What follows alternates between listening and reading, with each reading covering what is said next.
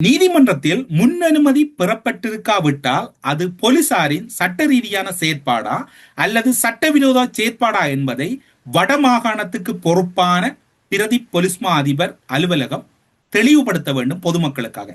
என்ன காரணத்தின் அடிப்படையில் என்றால் இது ஒரு பொது நல வழக்காக பார்க்கப்படுகிறது. சமூக மட்டத்தில் ஒரு பெரும் அதிர்வலை ஏற்படுத்தியிருக்கக்கூடிய விடயத்தில் நீதிமன்றம் தன்னுடைய நியாயாதிக்கத்துக்கு உட்பட்டு கடமைகளை செய்கின்ற போது போலீசார் இந்த விடயத்தில் எவ்வாறு நடந்தார்கள் என்பதை போலீசார் தரப்பு தெளிவுபடுத்துவது காலத்தின் கட்டாயம். கொலை செய்யப்பட்டவர் ஒரு தாய், கைது செய்யப்பட்டு போலீஸ் காவலில் தடுத்து வைக்கப்பட்டிருப்பவர் மகள், மகளின் தாய்க்கு விருப்பம் இல்லாத மருமகனும் தான் போலீஸ் காவலில் தடுத்து வைக்கப்பட்டிருக்கிறார்கள். இது யாழ் மாவட்டத்தில் மட்டுமில்லை, ஒட்டுமொத்த ஈழதேசம் புலம்பெயர்ந்த நாடுகளிலும் கூட ஒரு பெரும் பேசு பொருளாகவும் ஒரு அதிர்வலையாகவும் மாறி இருக்கின்றது. கொடூரமான முறையில் தாய் கொலை செய்யப்பட்ட குற்றச்சாட்டில் தொடர்புடைய விரிவுரையாளரின் மகள் குறித்த மரணச் சடங்கில் கலந்து கொண்டமை சட்ட ரீதியான விவாத பொருளாக என்று மாறி இருக்கிறது. இந்த கலந்து கொண்டது சரியா பிழையா, கலந்து கொண்டதை அழைத்து வந்தது யார் யார் இல்லை என்கின்ற விவாதமாக மாறி இருக்கிறது. எனவே இது தொடர்பில் வடமாகாண பிரதி பொலிஸ்மா அதிபர் பொறுப்போடு பொதுமக்களின் நலனை கருத்தில் கொண்டு இந்த விடயத்தை ஒரு தனிப்பட்ட நபரின் விவகாரமாக அல்லது ஒரு தனிப்பட்ட குடும்ப விவகாரமாக பார்க்காமல் இது ஒரு சமூக பிரச்சனையாக பார்த்து இது தொடர்பில் கருத்து சொல்ல வேண்டியது போலீசாரின் தலையாய கடமை.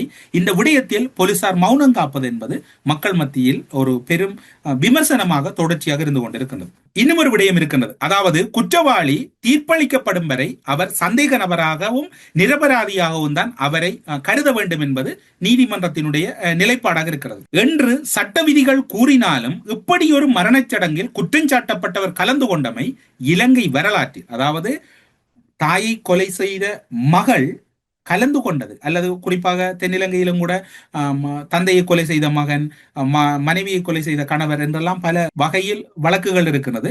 கலந்து கொண்டமை இதுதான் முதல் முறை என்றும் கூட கூறப்படுகிறது. சில வேளை அதில் முரண்நிலைகள் இருக்கலாம், வேறு எங்கும் கலந்து கொண்டிருக்கலாம். நாம் தேடிய வகையில் வடக்கு கிழக்கில் இது ஒரு முதலாவது நிலையாக பதிவாகிறது. புகைப்படம் தொடர்பில் இன்னும் ஒன்று விடயம் தெளிவுபடுத்தலுக்காக சட்ட ரீதியாக பேசப்படுகிறது.